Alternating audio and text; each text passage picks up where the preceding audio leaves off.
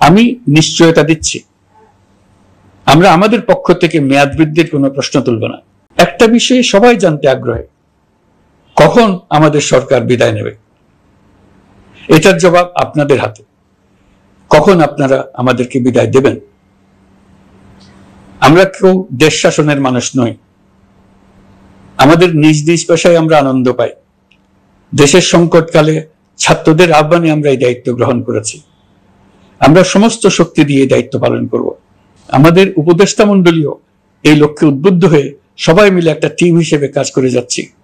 কখন নির্বাচন হবে সেটা সম্পূর্ণ রাজনৈতিক সিদ্ধান্ত, আমাদের সিদ্ধান্ত নয়।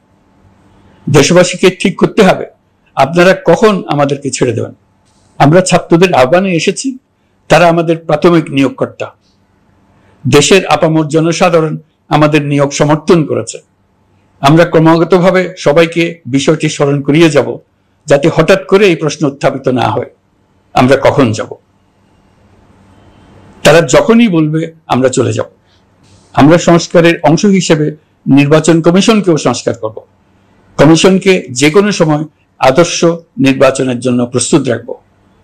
আমরা বিভিন্ন সংস্কারের কাজ শুরু করেছি। দেশবাসীকে অনুরোধ করব একটা আলোচনা শুরু করতে। আমরা সর্বনিম্ন কি কি কাজ সম্পূর্ণ করে যাব, কি কি কাজ মোটামুটি করে গেলে হবে। এই আলোচনার মাধ্যমে আমরা একটা দিক নির্দেশনা পেতে পারি। তবে চূড়ান্ত সিদ্ধান্ত রাজনৈতিক সিদ্ধান্ত, সেটা রাজনৈতিক আলোচনা থেকেই আসবে। এই দিক নির্দেশনা না পেলে আমরা দাতা সরকার এবং আন্তর্জাতিক অর্থনৈতিক প্রতিষ্ঠান সমূহের সঙ্গে আলোচনায় দৃঢ়তার সঙ্গে অগ্রসর হতে পারছি না। আমরা আপনাদের সকলের দোয়া চাই।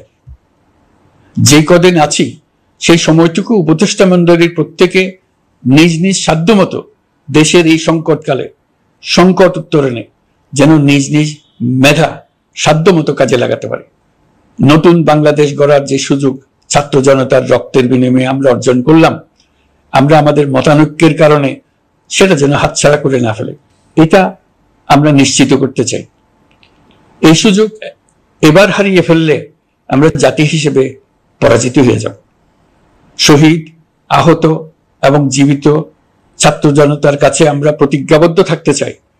আমরা এই অর্জনকে কিছুতেই হারিয়ে যেতে দেব না। যে সুযোগ তারা আমাদেরকে দিয়েছে তার মাধ্যমে আমাদের দেশকে পৃথিবীর একটি শ্রদ্ধেয়, সকল দিকে দৃষ্টান্ত স্থাপনকারী দেশে পরিণত করতে আমরা শপথ নিয়েছি। সবশেষে আবারও আমাদের দেশের সকল মানুষ, শিশু, কিশোর কিশোরী, তরুণ তরুণী, বয়স্ক, বৃদ্ধ, নারী, পুরুষ সবার কাছে দোয়া চাইছি যেন আমরা আমাদের সকলের স্বপ্ন বাস্তবায়নে সফল হই। আল্লাহ আমাদের সহায় হন, আমাদের সবার